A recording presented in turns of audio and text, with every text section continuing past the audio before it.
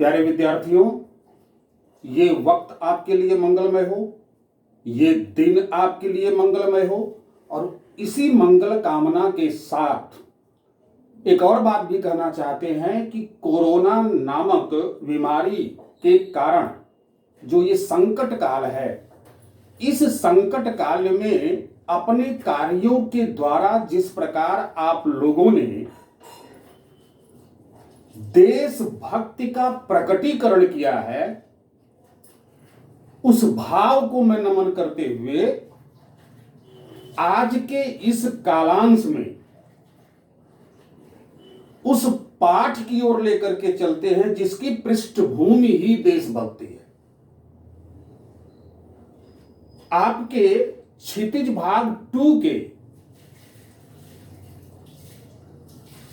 गद्य खंड का पाठ नंबर 1 है नेताजी का चश्मा।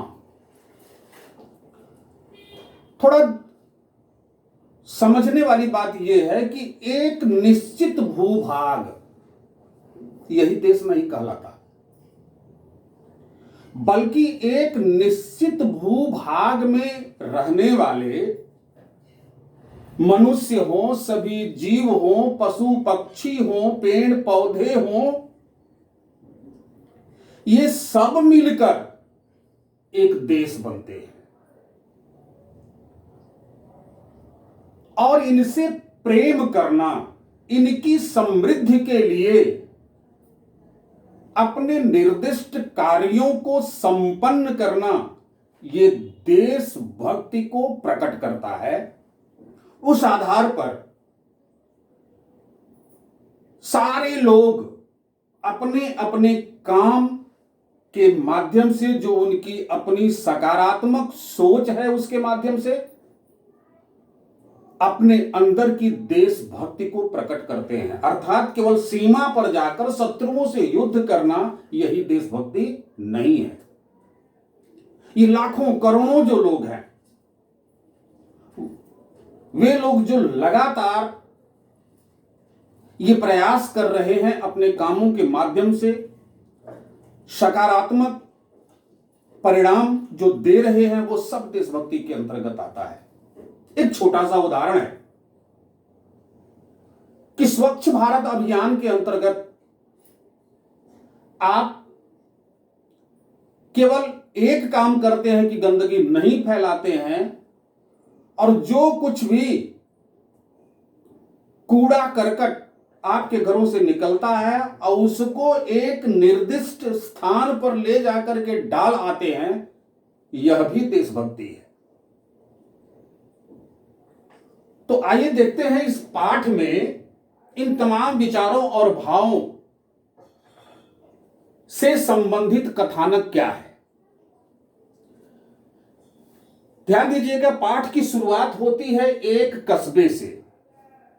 एक कस्बा है, यानी वो विकसित हो रहा है कस्बा, जिसमें जो लेखक हैं स्वयं प्रकाश जी। इनके विषय में भी थोड़ी जानकारी आपको रखनी चाहिए, यह कि इनका जन्म 1947 ईस्वी में इंदौर में हुआ था, जो कि मध्य प्रदेश में है।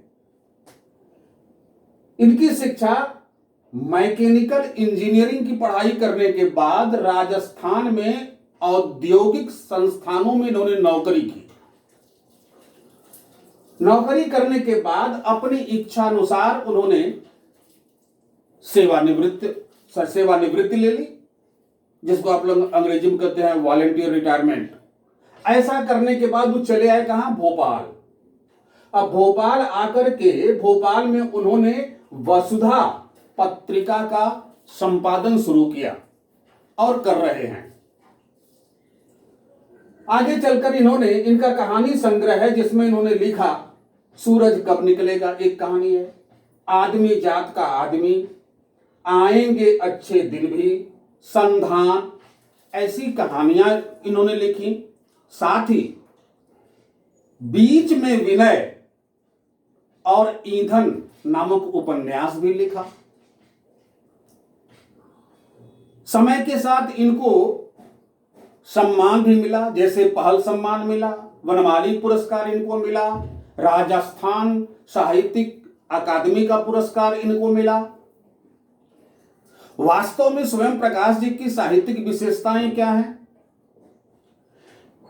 स्वयं प्रकाश जी ने हमेशा वर्ग शोषण के विरुद्ध अपनी आवाज को बुलंद किया अपने लेखनी के माध्यम से। सामाजिक जीवन में जाति, संप्रदाय और लिंग के आधार पर हो रहे भेदभाव का घोर प्रतिकार किया और वर्तमान समय के आप कह सकते हैं एक उच्च कोटि के लेखक स्वयं प्रकाश जी हैं। और अपनी इस कहानी में नेताजी का चश्मा, इसमें यह शुरुआत करते हैं कि एक कस्बा है जिस कस्बे में सारे मकान पक्के नहीं है, कुछ कच्चे भी हैं। उस कस्बे के जिक्र में ये बताते हैं कि उस कस्बे में एक लड़कों का स्कूल है, एक लड़कियों का स्कूल है, 2 ओपन सिनेमा हॉल हैं और इस तरह से उस कस्बे का जिक्र करते हैं। कहते हैं उसमें एक सीमेंट का छोटा सा कारखाना भी है और उस कस्बे में एक नगर पालिका भी है। एक नगर पालिका है तो नगर पालिका के कार्य होते हैं, ये जन्म प्रतिनिधि होते हैं जो नगर पालिका को चलाते हैं, यानी शहर की सबसे छोटी शासन इकाई नगर पालिका को कहते हैं। तो होता क्या है कि अब उनके कार्य के विषय में देखें, अगर इस पर भी चिंतन आप करेंगे तो यहां भी स्वयं प्रकाश जी ने भारत की शासन व्यवस्था के उस ओर संकेत किया है कि जब अंतिम समय आता है नजदीक, तब लोग ढेर सारे कार्य करने के लिए एकदम उत्सुक हो जाते हैं, बेचैन हो जाते हैं। उसके पीछे का कारण तो स्पष्ट लिखा तो उन्होंने नहीं, लेकिन एक व्यंग जरूर करते हैं कि यह सत्ता लोभ व्यक्ति से क्या नहीं करा देती है। भाई कोई काम नहीं करेंगे फिर से हम चुने नहीं जाएंगे और इस सत्ता से हम बेदखल हो जाएंगे। तो उस पहले वाले पैराग्राफ में इसका जिक्र किया जा रहा है कि नगर पालिका है तो कुछ न कुछ काम कर देती, कहीं कोई गली में पक्की सड़क बनवा दी, पेशाब घर बनवा दिया, कबूतरों के रहने के लिए छतरी बनवा दी। अब ये कबूतरों के रहने के लिए छतरी बनवा दी, इससे ये तो बड़ा अच्छा संदेश जाता है कि पक्षी प्रेम है जिसके मन में, तब वो ऐसा करेगा। तो कुछ ऐसे काम जो बड़े सराहनीय हैं। और उसी अनुच्छेद में यह भी बात आती है कि इन लोगों ने सोचा कि अब हमारे ये शासन का अंतिम वर्ष चल रहा है, बहुत कम समय के बाद फिर हमें जनप्रतिनिधियों के पास जाकर के अपनी जवाबदेही सुनिश्चित करनी पड़ेगी। तो इन लोगों के मन में ख्याल आया कि शहर के मुख्य चौराहे पर नेताजी सुभाष चंद्र बोस की एक मूर्ति लग जानी चाहिए और उस मूर्ति जो चौराहे पर लगनी चाहिए वो जल्द से जल्द इस कार्य को पूरा हो जाना चाहिए। हालांकि हमारे भारतीय शासन तंत्र में कोई ये काम बहुत जल्दी से, बहुत आसानी से होता नहीं, बहुत इसके लिए चिट्ठी पत्र लिखनी पड़ती है, बहुत सारे कागजात तैयार करने पड़ते हैं। लेकिन ले दे करके जल्दी जल्दी ऐसा करके एक व्यक्ति, उसमें जिक्र आता है कि मान लीजिए कि वह मोतीलाल है, मोतीलाल के जिम्मे वह काम दे दिया गया, कह दिया गया कि 1 महीने के अंदर चौराहे पर मूर्ति लग जानी चाहिए। और उन्होंने वादा भी कर दिया कि हाँ 1 महीने के अंदर मैं मूर्ति लगा दूंगा। वास्तव में ये जो कहानी है इसी मूर्ति के इर्द गिर्द घूमती है। मूर्ति किसकी है? नेताजी की। सिर से लेकर के कोट के दूसरे बटन, उसमें एक शब्द का प्रयोग किया गया कि जिसको कहते हैं बस्ट। ध्यान दीजिएगा, इसके लिए भी प्रश्न आता है। तो उसकी हाइट कितनी है? 2 फुट। मूर्ति चौराहे पर लग गई। अब इसके बाद एक किरदार यहां हालदार साहब को आप देखिए। ये कंपनी के काम के सिलसिले से हर 15वें दिन उस कस्बे से, जिस कस्बे की बात हम लोग कर रहे हैं, उस कस्बे से आते जाते थे और जब वो आए तो देखा कि चौराहे पर नेताजी की एक मूर्ति लगी हुई है। बड़ी अच्छी बात है, लोगों के अंदर, कम से कम भारत भूमि पर अनगिनत लोगों के आदर्श हैं नेताजी सुभाष चंद्र बोस, अनगिनत लोगों के आदर्श हैं। तो मूर्ति लगनी चाहिए, लग गई।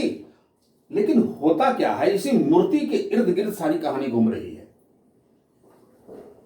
कि उस मूर्ति पर जो चश्मा है, वो चश्मा एकदम वास्तविक है, ओरिजिनल उसमें लिखा हुआ है। ध्यान दीजिएगा, स्वयं प्रकाश जी ने बड़ी चतुराई के साथ आगत शब्दों का उसमें प्रयोग किया है, देशज शब्दों का प्रयोग किया है, ताकि उसमें अतिरिक्त उस लेखन में आकर्षण पैदा हो सके। लेकिन इस बात का भी ख्याल रखा है कि इन आगत वर्णों को अपनी हिंदी भाषा के अनुसार उसके रूप रंग में प्रयोग करना चाहिए, और ऐसा उन्होंने सफलतापूर्वक किया भी है। तो हालदार साहब देखते हैं और देख करके कहते हैं कि ये मूर्ति है संगमरमर की, और चश्मा तो रियल है। भाई वाह, खूब आइडिया, यह भी आइडिया आगत शब्द है। बहरहाल वो आते जाते रहते हैं और यह देख करके उनके अंदर का जो कौतुक है, विस्मय, आश्चर्य जिसको कहते हैं, वो बढ़ते जाता है। क्या देखते हैं, जब आते हैं तब देखते हैं कि उस मूर्ति पर एक नया चश्मा है। कभी चौकोर होता, कभी गोल होता, कभी तार वाला होता। इस प्रकार से रोज जब भी आते कोई न कोई चश्मा बदला हुआ पाते। अब इनके अंदर का जो वो विस्मय है, कौतूहल है, जिज्ञासा है, एकदम जब असहनीय हो गई तो उन्होंने क्या किया, इसमें एक और किरदार है पान वाला। इस पान वाले से, चूंकि उनकी आदत थी, कस्बे में जाते थे तो इस पान वाले के दुकान पर खड़े होकर के पान खाते थे। अब पान खाने के बाद तब अपने काम पर जाते थे, ये उनका हमेशा का ये उनकी आदत थी। तो इन्होंने एक दिन पूछा पान वाले से कि भाई ये जो आपके नेताजी हैं, ये अपना चश्मा कैसे बदल देते हैं? तो पान वाले ने कहा कि वास्तव में वो चश्मा कैप्टन चश्मे वाला बदलता है। ये उस पाठ का एक और मुख्य पात्र कैप्टन चश्मे वाला बदल देता है। नहीं समझ में बात आई हालदार साहब की कि वो कैसे बदल देता है। ने कहा कि साहब, कि कितनी खूबसूरती से यहां देशज शब्दों का प्रयोग उन्होंने कहा कि साहब मान लो कोई गिराक आ गया। गिराक का अर्थ क्या होता है? ग्राहक। गिराक है कौन सा शब्द? देशज शब्द।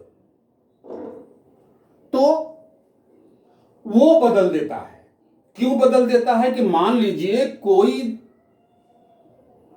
ग्राहक आया और कहा कि हमको वैसा ही चश्मा चाहिए जैसा कि नेताजी ने पहना है, तो कैप्टन चश्मे वाला काम यह करता है कि उस पर से चश्मे उतार कर उसको दे देता है और नेताजी को दूसरा चश्मा लगा देता है। अब बात समझ में आई हालदार साहब की। उसके पूर्व आप देखे होंगे, उसमें लिखा होगा ये इस पान वाले के विषय में, इसका एक व्यक्तित्व का भी जिक्र स्वयं प्रकाश ने किया कि बड़ा काला था, मोटा था, उसकी तोंद निकली थी, हमेशा मुंह में पान लिए रहता था, जब हंसता था तो उसकी काली और लाल बत्तीसी शब्द का, बत्तीसी का मतलब मुंह में 32 दांत होते हैं, दांत के लिए है। तो ये सारा जिक्र होता है। अब इधर जैसे उन्होंने कहा कि कैप्टन चश्मे वाला बदलता है, तब एक अनुमान आता है हालदार साहब के मन में कि कैप्टन चश्मे वाला, इसका मतलब वह व्यक्ति होगा जो कभी न कभी नेताजी के द्वारा गठित आजाद हिंद फौज का सिपाही होगा। अब कैप्टन है, एक बड़ा पद होता है कैप्टन का, वो बड़ा हट्टा कट्टा, बड़ा गबरू जवान की तरह होगा, बड़ा मजबूत होगा, ये सब तस्वीर तो आंखों के सामने आ जानी स्वाभाविक है। जैसे हम लोगों के सामने प्रत्यक्ष में नेताजी नहीं हो और नेताजी का जिक्र चले तो उनका जो फौजी लिबास है और उसमें जो फोटो हम लोगों ने देखी है या मूर्ति हम लोगों ने देखी है, वही तस्वीर हम लोगों के आंखों के सामने नृत्य करने लगती है। जैसे ही सुभाष चंद्र बोस का नाम आएगा, वही तस्वीर अंतर्मन की आंखें देखने लग जाती हैं। तो अनुमान तो ये लगा रहे थे और इस अनुमान के लिए भी उसने, यानी हालदार साहब ने पान वाले से जब प्रश्न किया कि क्या वो कोई फौजी हैं या आजाद हिंद फौज के सिपाही हैं, ध्यान दीजिएगा, वहां ये पान वाला कहता है, उपहास उड़ाता है, मजाक उड़ाता है, एक बहुत ही निंदनीय टिप्पणी करता है यह कि वो लंगड़ा क्या जाएगा फौज में। नहीं उसको करना चाहिए, नहीं बोलना चाहिए, मगर बोला। जैसा कि शुरू में हम लोगों ने कहा कि देशभक्ति और उस मूर्ति को देखकर, बदलते हुए चश्मे को देखकर जो एक भाव उस कस्बे वासियों के प्रति हालदार साहब के मन में था कि यहां के लोग नेताजी सुभाष चंद्र बोस को अगर आदर्श मानते हैं तो निश्चित रूप से सब में देशभक्ति की भावना कूट कूट कर भरी हुई है। सोच यहां है, लेकिन पान वाला जब इस प्रकार की टिप्पणी करता है तो बड़ी तकलीफ होती है हालदार साहब को। सिर्फ हालदार साहब को नहीं, कोई भी ऐसी टिप्पणी का सामना करेगा तो उसको तकलीफ होगी कि एक देश माना कि वो कुछ है, क्योंकि उस बातचीत के क्रम में पान वाला हालदार साहब को दिखा देता कि आप उसी से बात कीजिए, देखिए वो आ रहा है। जब पलटकर हालदार साहब ने कैप्टन चश्मे वाले को देखा तो देखा कि एक बूढ़ा व्यक्ति है, बहुत कमजोर, मरियल शब्द का प्रयोग है, बहुत कमजोर हैं और बांस लिए हुए हैं, बांस पर भिन्न भिन्न प्रकार की कपचियां बांधे हुए हैं, उसमें चश्मे लटकाए हुए हैं, एक संदूकची लिए हुए हैं। अर्थात वो कैप्टन चश्मे वाला जो नेताजी की मूर्ति पर चश्मा बदलता रहता था, वह एक फेरी वाला था। हालांकि फेरी वालों का भी अपना एक महत्व है, हमारी बहुत सी जरूरतों को, बहुत सी आवश्यकताओं को घर बैठे पूरी कर देते हैं। उस आधार पर वह सम्मान के पात्र हैं। और ये कैप्टन भले एक पैर, डेढ़ पैर का, मतलब कि एक पैर कटा हुआ है और एक पैर है बैसाखी लिए हुए है, और देखा जब तो कल्पना तो इनकी कुछ और थी कैप्टन चश्मे वाले के विषय में, लेकिन जब कैप्टन चश्मे वाले को प्रत्यक्ष देखा हालदार साहब तो एकदम अवाक रह गए, आश्चर्यचकित हो गए। लेकिन फिर भी मन ही मन यह प्रशंसा कि शारीरिक रूप से एक विकलांग व्यक्ति के हृदय में देशभक्ति की ये भावना, नमन करना चाहिए, वंदन करना चाहिए। हमारे आपके आसपास इर्द गिर्द ऐसे कोई भी व्यक्ति हों जो शारीरिक अक्षमता के शिकार हों, तो इसका अर्थ हमें यह नहीं लगा लेना चाहिए कि नाकारा हैं, ये क्या जाने देश और देशभक्ति को, ये गलत विचार हो जाएगा, ये कदापि नहीं सोचना चाहिए। अगर ऐसा होता तो उस कस्बे में लाखों लोग हैं और नेताजी की मूर्ति पर चश्मा नहीं है क्योंकि कलाकार ने उस पर चश्मा नहीं बनाया या बनाने के क्रम में बना नहीं पाया। अन्य बहुत तरह की सोच हालदार साहब के मन में भी उठती है, लेकिन नेताजी की मूर्ति बिना चश्मे के अच्छी नहीं लगती और नेताजी की मूर्ति पर चश्मा होना चाहिए, ये ख्याल आना कैप्टन चश्मे वाले के मन में सिर्फ ख्याल आना नहीं हुआ, बल्कि ऐसा उन्होंने किया, अर्थात चश्मा लगाते रहे। क्या ये देशभक्ति की भावना को का खूबसूरत प्रकटीकरण नहीं है? अर्थात है। अब क्या है, फिर क्या होता है, 2 साल तक लगातार हालदार साहब आते रहे, जाते रहे, और एक दिन देखा कि नेताजी की मूर्ति पर किसी प्रकार का कोई चश्मा नहीं है। और आकर के पुनः वह पान वाले से पूछे। उस समय पान वाला बताता है कि कैप्टन मर गया। जब हालदार साहब को यह पता चल गया कि कैप्टन मर गया और इसीलिए नेताजी की मूर्ति पर चश्मा नहीं है, बड़े उदास होकर के चले निकल गए। लेकिन ये सोचते जा रहे हैं मन में कि जिन लोगों ने इस देश पर अपना सब कुछ न्यौछावर कर दिया, ऐसे लोगों पर नकारात्मक टिप्पणी करने वालों, जो नकारात्मक टिप्पणी कर रहे हैं लोग, उनका क्या होगा? इसके बाद जब वो आते हैं तो इनको तो ये पता है कि कैप्टन मर गया है और अब मूर्ति पर कोई चश्मा होगा नहीं। तो अपने ड्राइवर से एक दिन कहा, जब दोबारा आ रहे थे, कि मत रोकना गाड़ी, आगे बढ़ते चले जाना। ड्राइवर तेजी से गाड़ी को लेके जा रहा था, लेकिन आदत आदत होती है। आदत के अनुसार जब हालदार साहब उस मूर्ति के सामने से गुजरे तो देख लिए, और देखने के साथ बड़ा जोर से चिल्लाए कि रोको गाड़ी को। ड्राइवर ब्रेक मार दिया। लोग भौचक्का रह गए कि इतनी तेज आवाज के साथ जो गाड़ी रुकी, जिसके कारण अब फिर इसके बाद गाड़ी पूरी तरीके से रुक भी नहीं पाई थी कि हालदार साहब गाड़ी से कूदते हुए मूर्ति के पास चले जाते हैं और जाकर विधिवत एकदम अटेंशन की स्थिति में खड़े हो जाते हैं, और खड़े होकर एक टक मूर्ति को देखते हैं, क्योंकि आज वो देख रहे हैं कि उस मूर्ति पर एक सरकंडे का चश्मा है, यानी किसी बच्चे ने सरकंडे का चश्मा बनाकर के नेताजी की मूर्ति पर पहना दिया था। भावुक हो गए, आंखों में आंसू भर गए। यहीं पर जाके आपका पाठ समाप्त होता है, और समाप्त नहीं होता, बल्कि तमाम सारा चिंतन छोड़ के चला जाता है पाठ, और हमें सोचने पर मजबूर होना पड़ता है यह कि आखिर हालदार साहब के भावुक होने के पीछे का कारण क्या था। हालदार साहब इसलिए भावुक हो गए कि जब उन्होंने मूर्ति पर सरकंडे का चश्मा देखा तो ये समझ गए कि जिस देश के छोटे बच्चों में भी देशभक्ति की भावना है, वह देश हमेशा सुरक्षित रहेगा। हमारे देश को कभी कुछ नहीं होने वाला है, सदैव इसकी जय जय होती रहेगी। ये बात जब उनके हृदय में आई तो उनकी आंखें भर गई।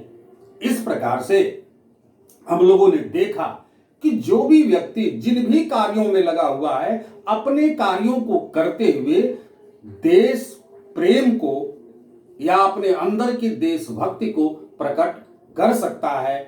सारे लोग मिलकर के अपने देश की समृद्धि के विषय में सोच रहे हैं। देश की समृद्धि के विषय में सोचना और उसके लिए कार्य करना, यही देशभक्ति है और यही इस पाठ का संदेश है। उम्मीद है आपको समझ में बात आई होगी। अगर कोई दिक्कत होगी तो हमेशा की तरह मैं आपके साथ हूं। धन्यवाद।